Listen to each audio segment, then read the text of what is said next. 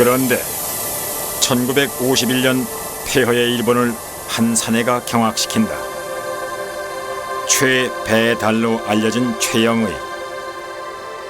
그는 50마리의 황소와 맨손 격투를 벌여 36마리의 쇠뿔을 잘라버렸다. 소 3마리가 그 자리에서 즉사했다.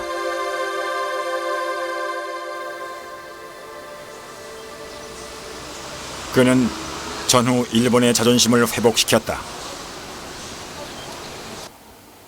豪快な人ですね。武道家ということもそうですけど、豪傑という感じのね方でしたね。ただ非常になんというんですかね、情熱的な方で、すごくなんていうんですか、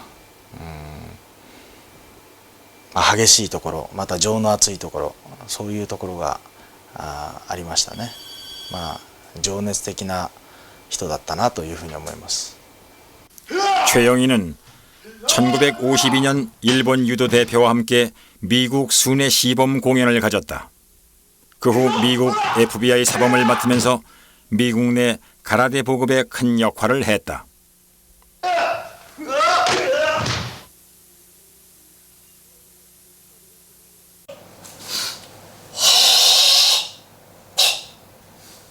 최영희는 1961년 미국에서 자신만의 무술 극진 가라데를 창립한다.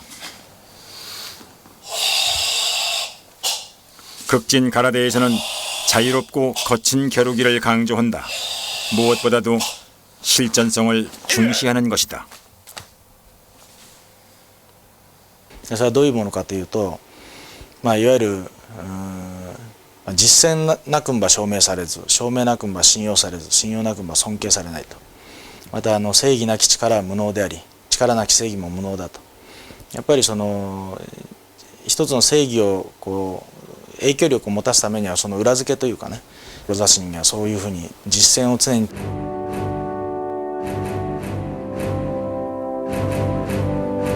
이런 극진의 정신은 최영희의 실전에서 나온 것이다. 그는 세계를 돌며 100여 차례의 격투기를 가져 단 한 번도 지지 않았다고 한다. 그의 실전 정신을 전파하는 극진회관이 전 세계 140여 개국에 5,000개가 넘는다. 극진 가라데 인구는 1,000만 정도로 추산된다. 무술의 본질을 몸으로 직접 보여준 그는 지금도 신화로 남아있다. 사실 일본 본토의 가라데 역사는 그리 길지 않다. 가라데는 오키나와테로 불리우던 오키나와의 전통 무술로 기술이 복잡하고 배우기 어려웠다.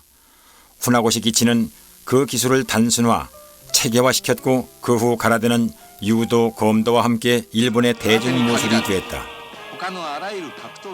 하지만 1950년대까지 가라데 시합은 실제로 치고받는 형태로 이루어졌다.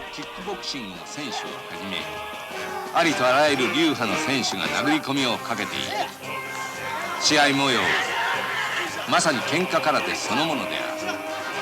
けどもそれでは試合にならないということで、昭和32年になって初めて大学がルールを作って、当てない空手、それで、それはほとんど剣道のようなもんですよね。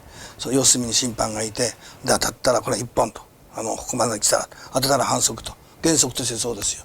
でこれがわずかに、受けられたとか、あるいは弱かったとかなら技ありだということで、技ありは2本で1本だということで。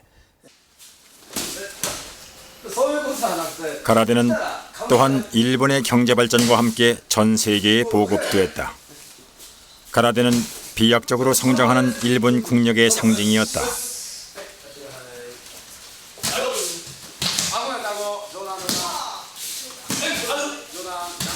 후나고시 기친이 가라데를 보급한 시오토칸의 한 지부. 이곳에는 지금도 그 명성을 듣고 찾아오는 수련생들이 있다. 私前合十流というところで、接近戦の方が主体だったんですけども、そちらの方で学びまして、その後ですね、小刀観という遠くの間合いの相手を倒すというのをですね、近くの間合いと、遠くの間合いの相手を相手にできるというのを学びたいと、これがずっと学んでいきたいと思いましたので、これからも続けていきたいと思います。 하지만 과거와는 달리 수련생의 90%가 어린 학생들이다. 무술 수련의 마음가짐도 크게 달라졌다.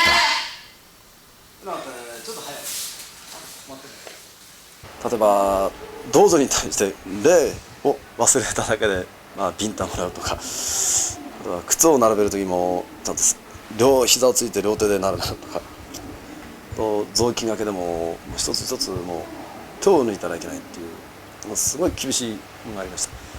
ただ今もしその当時の30年前の練習方法を今の日本で子供たちにやったらば、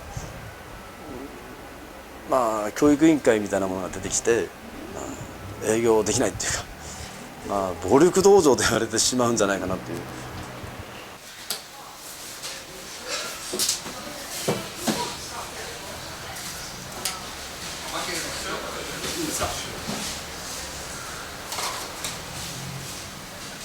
수련생의 숫자도 점점 줄고 있다.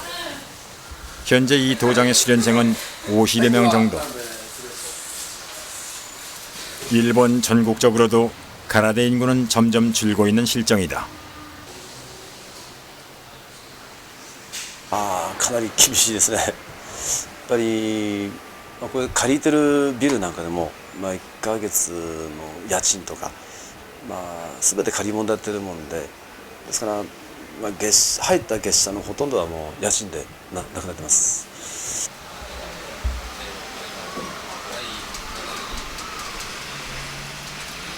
일본 경제가 호황을 누리고 가라데가 전성기를 누리던 시절, 그 화려한 시절은 이미 지나가 버린 것일까?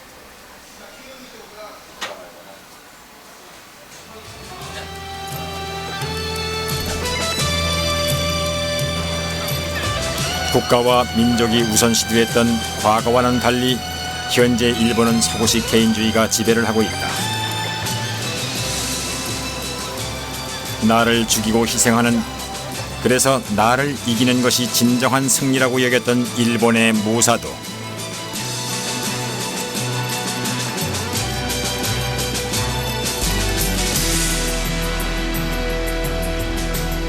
그 정신은 이제 47인의 무사처럼 고전으로만 전해지고 있는지도 모른다.